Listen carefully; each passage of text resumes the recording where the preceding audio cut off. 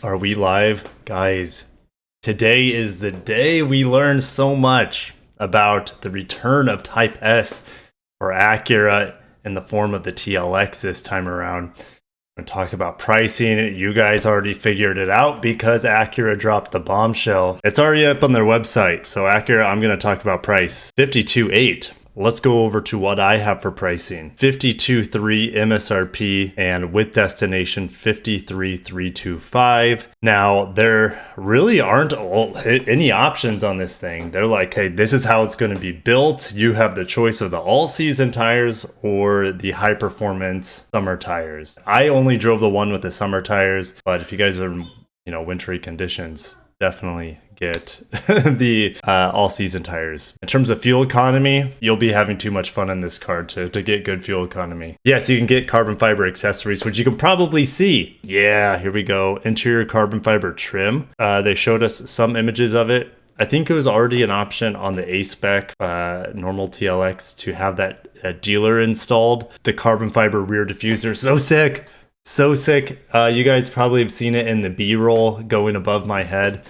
I think there was only maybe one model there that had the carbon fiber diffuser and carbon fiber rear spoiler on there, which I'm trying to see. There's the deck lid spoiler. So $1,000 for the carbon fiber deck lid spoiler, and then about $1,275 for the rear diffuser. They're super cool looking. I don't know if I was already spending 50 plus K on this thing. What the hey? Throw it in. Stream today is going to be long. There's no way I was going to sum it up in a 10 to 15 minute YouTube video. There's no way I was going to do it. There's way too much to talk about. It's time. It's 9 o'clock.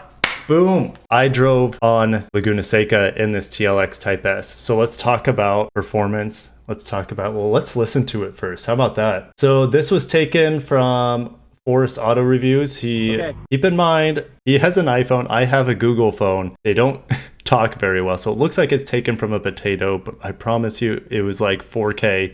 This is just the best quality that's sent over text message, but you can still hear it fairly well. So hopefully you guys can hear it. So this is my 0 to 60. Okay.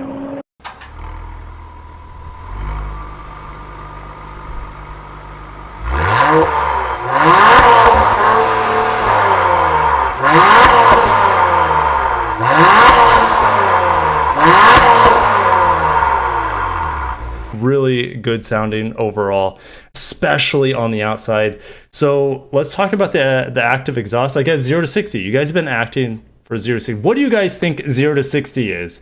4.2, 4.5, 4.8, 4.3, 3.5, 6.1, 5 seconds. I had Forest Auto Reviews in the car with me on this first one.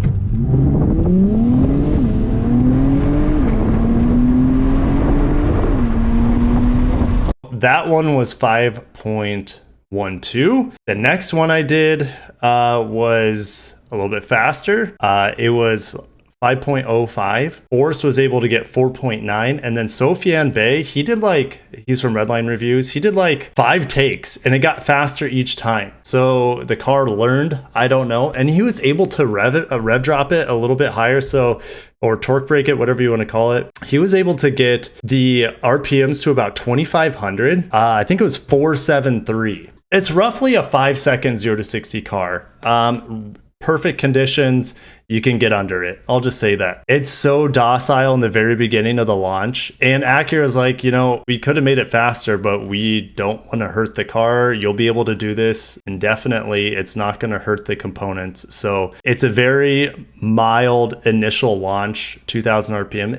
If we could launch this thing at like 3,000 RPM, it would probably be a 4.5 second 0 to 60 car. And that's what modders are for. We did a couple warm-up laps. We actually were out on the track twice. So this was a childhood dream of mine, to be able to go around the track at Laguna Seca. You can't even imagine. Like I get goosebumps just thinking about it. This first time we went out, we didn't do that many laps. It was probably only like 4 laps or something, 5 laps. And the second time we went out, it was like 2 times faster than this, and I was in the back of the pack. So there were 3 TLXs behind the NSX here. So the first time around, I was right behind the NSX. The last for the second heat of laps, which was probably like 7 laps and 5 of them really, really hard. I literally got sick. I got myself car sick. I've never driven a car this hard before. I wanted to throw up for about an hour after that second time out in the car, only after like 7 laps. And I think a big part of it is the corkscrew. The corkscrew in Laguna Seca, no video game can give you the experience of what it feels like. It feels like a roller coaster or like the Tower of Terror. Like you get to the crest and then you just drop, but it's not just the dropping, it's also you're banking hard left to enter the corkscrew while you're dropping, and then at the bottom you're cranking hard to go right. And it's just like an amazing euphoric experience, but it beat the shit out of me and I wanted to throw up after like several laps of pushing this car to its limits. I feel like I pushed this car to its limits in its handling a little bit, in its engine capacity for sure, which I'll talk about the engine in a little bit. The brakes on this thing with the Brimbos up front, I never came close to maximizing the brakes on the track in this scenario. So the brakes are out of this world for a car of this class. So that's amazing. So let's talk about the engine. I know you guys, I think I missed a donation. So pause, I'll hold that thought. Is it faster on high performance wheel and tire? Yes, because it's 21 pounds lighter, and that's all an unsprung weight. 21 pounds lighter with the summer tires. So that's definitely the way to go unless you live in a crappy climate. Like Nebraska, where I used to live. One of the complaints I had with the TLX 2.0, as well as like the straight pipes roasted it for this, is that the downshifts were super slow on the 2.0 TLX. They revised the transmission. I can get into details later with the documents and stuff, but they revised the transmissions. It has a 40% faster downshift. Upshifts are faster too. And that alone transforms the car. That was my happiest thing about the car. It wasn't the turbo V6. It's really good. I'll talk about it more in a second. The transmission to me was the biggest surprise. I should say this, before the transmission was the weak link, it's no longer the weak link. It's a very well balanced car now. And let's talk about the engine. The engine, 355 horsepower. You guys know that, 354 pound-feet of torque. That torque comes in at 1400 RPM. I need to tell you guys about when this vehicle's available, and then we'll get back to the engine. Late May, so it's entering mass production right now. Early June, dealer demo units. So the dealers are going to get samples that aren't purchasable, but you can go to your dealer and drive them in early June. June 23rd is official on sale date. So there you go. They gave us a spreadsheet, guys. They're like, oh, I know. They're like, oh, Kirk is going to be live streaming this, I bet. So let's give him a spreadsheet. Okay, I'm going to have to really zoom out here.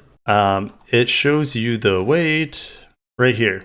So 4,200 pounds with the summer tires and 4,221 with the all seasons. Let's get back to maybe driving impressions. The engine is straight up Honda. It's super smooth. There are no surprises. It's not wild. It sounds good. And the active exhaust is pretty cool, which I'll get into the details in a little bit. It changes on the drive modes. It has a little butterfly valve on each exhaust. But anyways, the V6 is great. No surprises there.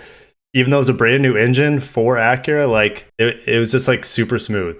That's all I can say. Super smooth. Typical Honda Acura. And what else would you expect? 0 to 60 disappointing. 0 to 60 is not everything, bro. 0 to 60 I feel like is one of the most overrated things in the world. That's just me. I know it's important for just getting excitement, but 5-second car is not slow. Brakes are great. Engine's great. And guys, this is going to be reliable as well, more than likely, compared to a lot of the other offerings out there. Steering was light. It was very accurate. It was easy to steer, but the steering was very, very light for a performance car. It does stiffen in different sport modes, which there's a Sport Plus mode now, which you have to hold the dial for a couple seconds and it gets into Sport Plus mode. I can talk a little bit about how it drives in the city because I drove it a lot in the city as well. It's definitely stiffer than the normal TLX, I'll say that, but it's still very comfortable. All right, so versus its competitors. So you guys are talking a lot about its competition. This is what Acura sees as its main competition, C43, M340i, S4. They make a good argument that it has better equipment for the price. This is important, trim. So I was telling you, I may have had a small role to play in the packaging of this. So if you look here, power folding mirrors. That's something I really harped on Acura for not putting in the A spec. So 16-way power seats are awesome. You get the bolstering as well as thigh extension for the front seats. Really, really cool. But yes, power folding mirrors. Acura put it in on the Type S, so I'm happy about that. You're only able to get it on the advanced package otherwise. Kids, I have kids. You're gonna hear them screaming. It's just my life. I can't edit it out on a live stream. The Orchid interior, by the way, is really gorgeous. That's the one I would probably be getting, is the Orchid interior. Here, if you want to look at the exhaust, like they shared so much information with us with all this. I think one of you asked earlier, is the engine noise still put through the speakers? Yes, it is. It's not obnoxious though. It's pretty mild in my opinion. Let's see here. So yeah, just depending on the sport mode you're in, you can see how the exhaust works. It's always open in Sport Plus mode, and on startup, on normal mode, the butterfly valves are open. So you guys can geek over that. I will probably start answering questions. This isn't a full review. I feel like I need more time with the car, more personal time with the car to reflect on it. So I'll probably wait for a TLX Type S come to my driveway for, hopefully I can get it for a week. Really guys, it's a good value. It's good performer. It looks great. It's packaged well with features. They fixed the transmission. that made me so happy. Yes, I'll start looking at you guys now. And Kirk needs more kids. Ricky Morales, throw me $10. Thank you so much. He says, morning Kirk and friends. It's 6 a.m. here in LA. Running late to work, but don't care. Will the Type S be worth the extra $20K over your 21 Accord Sport 2.0? You have to make that decision. I think a lot of people would be happy to pay $20K over an Accord 2.0. Could you modify your Accord 2.0, but so it could get close-ish to this? I guess, but remember, I mean, this thing, you get a brand new engine that's never seen before. I think that alone is pretty damn exciting. And once people find out how to tune it, if you're into tuning, if you're not, that's fine. But this engine is very under stressed. It felt like when I was driving it, it felt like it was in mild mode the whole time. Yes, I think it's worth it over an Accord 2.0. Absolutely. Especially if you want to have that all-wheel drive. Front wheel drive, sportiness. I like the Civic Type R.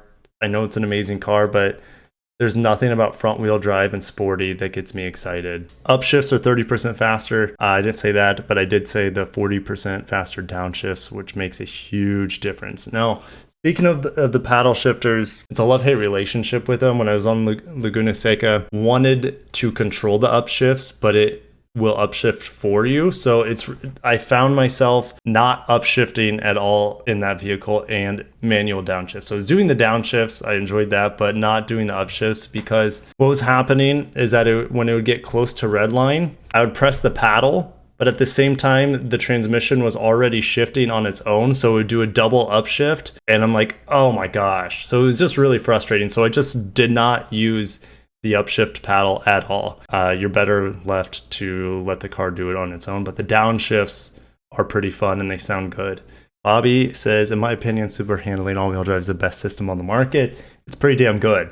Like, it helps rotate this car so well in the turns. Like, it felt like I was cheating. When I had the TLX 2.0 in the snow, all super handling all-wheel drive makes you feel like you're cheating in that. And even on the track, I felt like it was almost video game-esque how easy it was to drive. Zips you around the corners. The car is heavy, but you don't really notice it because the super handling all-wheel drive does just an amazing job. So yes, it's pretty darn good. So let's talk about the suspension. It's 40% stiffer in some spots, 13% stiffer body structure. There's an A-brace behind the rear seat. So that's new. It has a Type S logo on it.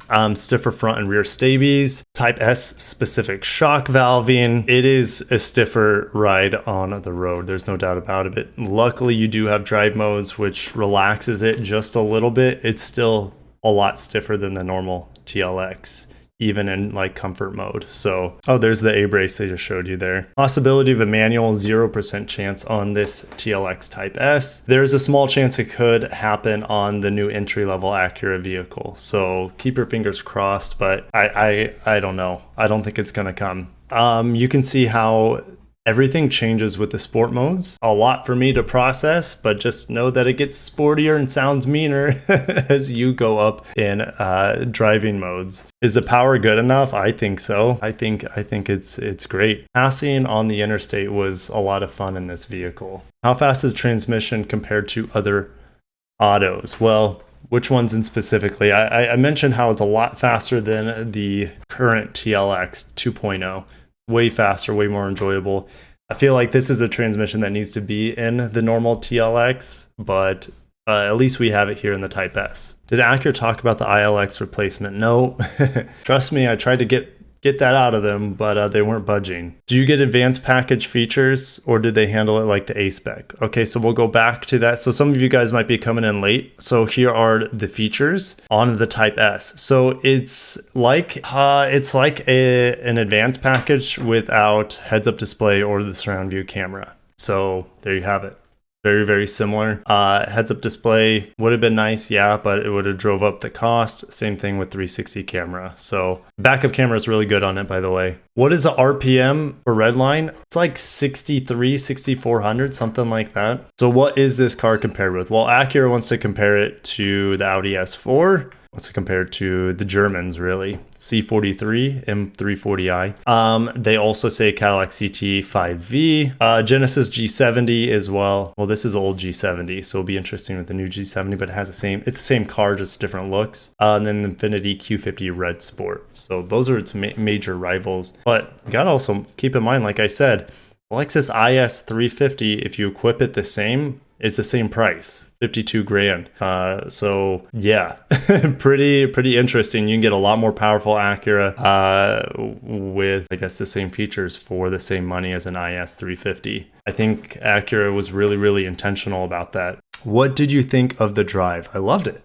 I enjoyed every second of it, other than wanting to throw up on Laguna Seca, because I've never driven a car as hard as I drove this car on a racetrack. So it was amazing. The corkscrew was probably the main reason I wanted to throw up. The car handles great. Can't knock it for anything other than like it being heavy, but that doesn't change anything with how it drives. I feel like it drives great, handles great, good engine. They fixed the transmission. That was the biggest thing for me. And I like the looks of it, guys. I like the looks of the TLX Type S over all the cars I'm looking at right here. The BMW M340i might be the closest one in terms of looks. And then the new G70 looks cool. I haven't seen it in person. To me, it looks better than the rest of these cars. Like the S4 it's so bland looking. Oh my gosh, that's just me though. Webcam disconnected. Can you guys still hear me? What's the curb weight? It's like 4,200 pounds. There's not a digital cluster. No, not like the MDX. So if you want digital, you have to go MDX,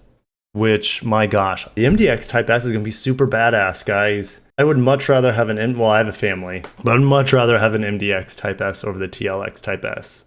Just fits my needs a lot better for obvious reasons. So, okay, which exterior colors come with which interior colors? Here it is. I've been trying to go over this for a while. I keep getting distracted. Tiger Eye Pearl comes in black or orchid. I would pick it in orchid. But if you want the new orchid color that's only available on the Type S, you can only get it on the platinum white, so like white on white, or the blue. Do I need to maybe make that bigger for you guys? You can see it. There you go. Take a look at that. Oh, there's also no heated rear seats in this. No heated rear seats. How is the market going to react with the release of this? I don't know. Is the sound piped into the cabin? Just mildly. It's not very like overwhelming or anything. I actually think it's kind of quiet in the cabin, even when it's at full tilt. Sounds amazing outside of the car. On the inside of the car, it's very mild as well. MDX and TLX shows the company on the right way. Am I right, Kirk? Yeah, they're definitely on the right path. They have an identity now, which is performance and affordable performance, as well as really nice features on a car. How good is the engine compared to the IS 500? Well, the V8 is better. It has way more power.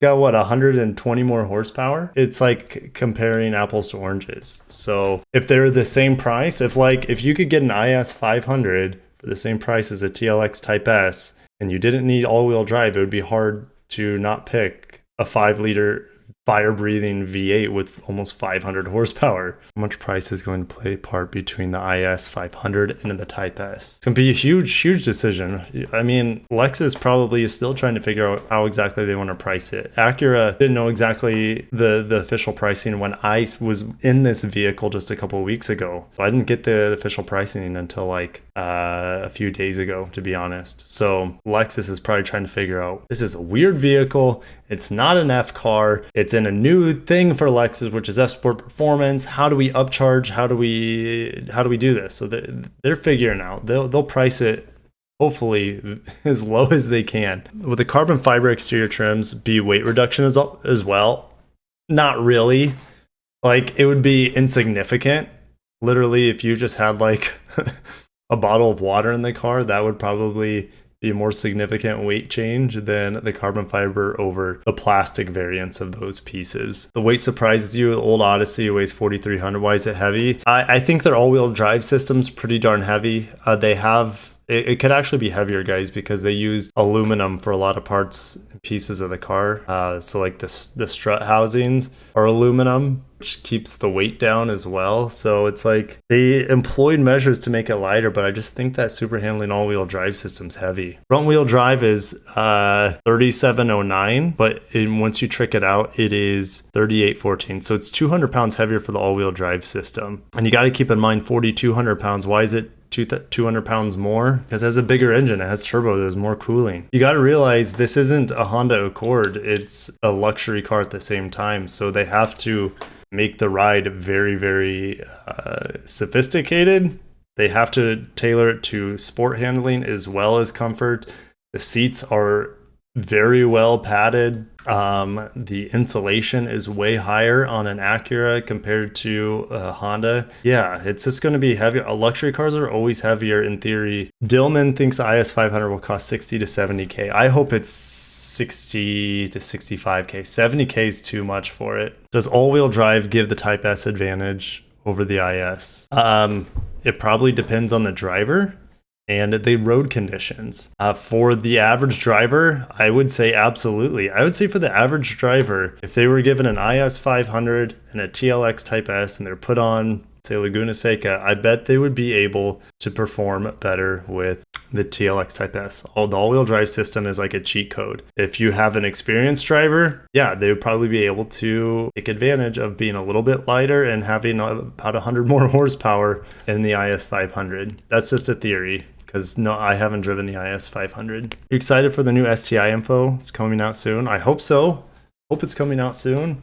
Man, sometime this year, right? Yeah, I'm excited for it. Are there any areas of improvement that you think Acura could work on for the Type S? The one improvement that I wanted them to make, which is to fix the transmission, they did. In Carmel Valley, testing this vehicle, I can't really fault it for anything. The only things I can fault it for are the same things that kind of plague the normal TLX. So that would be the infotainment. Let us use a touchscreen as well. I don't mind the True Touch interface, I think is what it is. I don't mind it, but give us the option. Mazda, if you're listening, do the same. Lexus has figured it out. They're like, oh, well, I guess they like the touchscreen, but we're still going to keep the pad in there.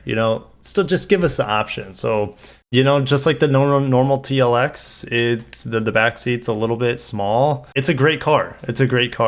There's nothing really about it that I feel like is the weak link. Was there anything you were disappointed with after driving it? Okay, so that's a good question. I wanted it to be louder. That's just me, though. That's just me probably being, high school boy sports jock guy. Does it need to be louder? I think that's up for you to figure out, but I wanted it to be louder. That was just me.